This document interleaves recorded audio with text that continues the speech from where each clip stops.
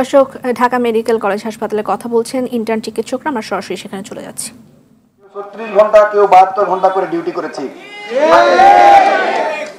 আপনারা আরো জানেন যে আমরা শুধু ডিউটি করেই শেষ না, মানবিকতার দিক চিন্তা করে আমরা নিজের পকেট থেকে ছাত্রদেরকে ওষুধ দিয়েছি, কাউকে খাবার দিয়েছি, কাউকে স্যালাইন দিয়েছি, কাউকে রক্ত দিয়েছি, নিজের শরীরে রক্ত দিয়েছি।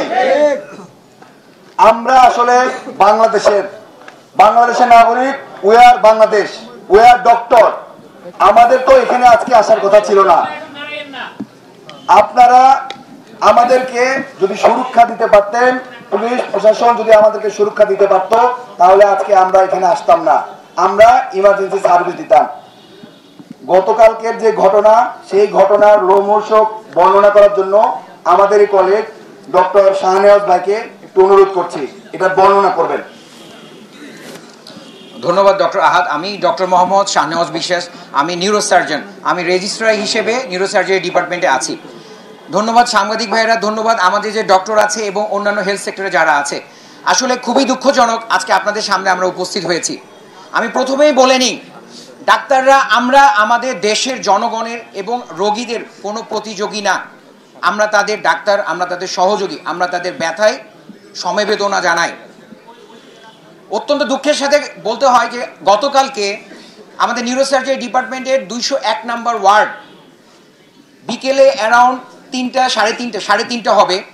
এ সময় কিছু দুর্বৃত্ত, ছাত্রধারী কিছু দুর্বৃত্ত আমাদের 201 নম্বর ওয়ার্ডের ভেতরে ঢোকে।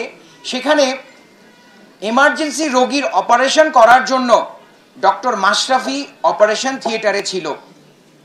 তাকে দুর্বৃত্তরা টেনে হিচড়ে বের করে এবং তাকে প্রহার করে। ডক্টর মাশরাফিকে সেভ করার জন্য ডক্টর ইমরান খুবই সিনসিয়ার একজন পোস্ট গ্র্যাজুয়েট ট্রেইনি, যে যদি তার যেদিন অ্যাডমিশন রোগী ভর্তি হয়, শনিবারে ইমরান হসপিটালে আসে, রবিবার সন্ধ্যায় চলে যায়, কোনো ফ্যামিলি লাইফ নেই, একটানা কাজ করে। এবং এটা শুধু ডক্টর ইমরানের ঘটনা না, প্রতিটা ট্রেইনি ডক্টর, প্রতিটা নিউরোসার্জন, প্রতিটা অর্থোপেডিক সার্জন, প্রতিটা ক্যাজুয়ালিটি সার্জন এইভাবেই সেবা দিয়ে থাকে। এবং বৈষম্য বিরোধী আন্দোলনের ক্ষেত্রে এই সেবার মান আরো অনেক বেড়ে গেছে। যেটা বলছিলাম যে ডক্টর মাশরাফিকে সেভ করার জন্য ডক্টর ইমরান ছুটে যায়, তখন দুর্বৃত্তরা ডক্টর ইমরানের উপরে প্রথমে ভার্বালি হ্যারাস করে। এইটা দেখে আমি পাশের অপারেশন থিয়েটার ক্যাথ ল্যাবে ছিলাম, আমি একজন নিউরোসার্জন, আমি ওদের চেয়ে একটু সিনিয়র, আমার দায়িত্ববোধ থেকে তাদেরকে সেভ করার জন্য এগিয়ে গিয়েছিলাম। তখন পুরো আক্রোশটা আমার উপর চলে আসে, তারা আমাকে ভার্বালি এবং ফিজিক্যালি হ্যারাস করতে থাকে। ইতিমধ্যে যেহেতু 40 জনের মতো হবে, 30-40 জন, একটা গ্রুপ ডক্টর ইমরানকে 201 নম্বর ওয়ার্ডের ভেতরে সিসিটিভি ক্যামেরা অফ করে তাকে বেধড়ক মারপিট শুরু করে এবং 201 নম্বর ওয়ার্ড থেকে টেনে হিচড়ে মারতে মারতে ডাইরেক্টর রুমে নিয়ে আসে, যেটা 201 নম্বর ওয়ার্ড থেকে ডিস্টেন্স প্রায় 200 মিটার বা 250 মিটারের মতো। সবগুলো রোগীর সামনে দিয়ে একজন ডক্টরকে মারতে মারতে, বেধড়কভাবে, নৃশংসভাবে মারতে মারতে ডাইরেক্টর রুমে আসে। শুধু সেখানেই ক্ষান্ত হয় না, ডাইরেক্টর রুমে চেয়ারে বসিয়ে তাকে ফিজিক্যালি এবং ভার্বালি টর্চার করতে থাকে। এবং আমাকে 201 নম্বর ওয়ার্ড থেকে আমাকেও টেনে ডাইরেক্টর রুমে নিয়ে আসা হয়। যেহেতু আমি ওদের দুজনের মধ্যে সিনিয়র ছিলাম, আমার কাছে তাদের দাবি দেওয়া পেশ করে যে তাদের রোগী মারা গিয়েছে, এখানে কার ভুল ছিল তদন্তাধীন একটা বিষয়। এখানে ডাক্তারকে আগেই খুনি বানানো হয়েছে, ডাক্তারকে অ্যাসল্ট করা হয়েছে, এবং যে ডাক্তারকে মারা হয়েছে তারা এই ঘটনার সাথে কোনোভাবেই সম্পৃক্ত না। যে রোগী মারা গিয়েছে তার সাথে কোনোভাবেই সম্পৃক্ত না, এটা জেনেও তাদের উপর অত্যাচার করেছে, আমাদের উপর অত্যাচার করেছে। ডাইরেক্টর রুমে অ্যাসিস্ট্যান্ট ডিরেক্টর ডক্টর সামাদ ভাইয়া যখন এসেছেন ডাইরেক্টরের কথায়, এখানে একটু বলে রাখি, যখন ডক্টর ইমরানকে মেরেছে তখন মানে এত বেধড়ক মেরেছে, আমি আমার department head professor Shafiqul Islam স্যারকে বলেছি, স্যার ডক্টর ইমরান মারা যাবে যদি প্রশাসনের কেউ না আসে। তাহলে কি পর্যায়ে তাকে মারতে হয়েছে আমি নিজেই অবাক হয়ে গেছি। আমি জীবনে কখনো ফেস করি নাই। ঢাকা মেডিকেলের মতো সবচেয়ে বড় প্রতিষ্ঠান, যেখানে পুরো বাংলাদেশের সব জেলা, উপজেলা, ইউনিয়ন পরিষদ থেকে রোগী আসে, সেখানে এরকম একটা ঘটনা হয়েছে। কতটা মর্মান্তিক একটা বিষয়। ডক্টর ইমরানকে যখন ডাইরেক্টর রুমে আনা হয়, ডক্টর সামাদ ভাই আসে, তখন পুরো আক্রোশ ডক্টর সামাদ ভাইয়ের উপরে গিয়ে পড়ে।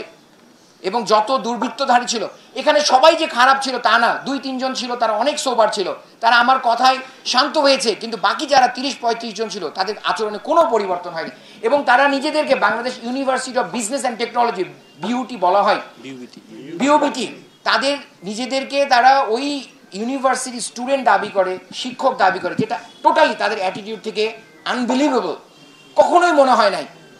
কিন্তু দুঃখজনক, অত্যন্ত দুঃখজনকভাবে তারা এই কাজগুলো করে।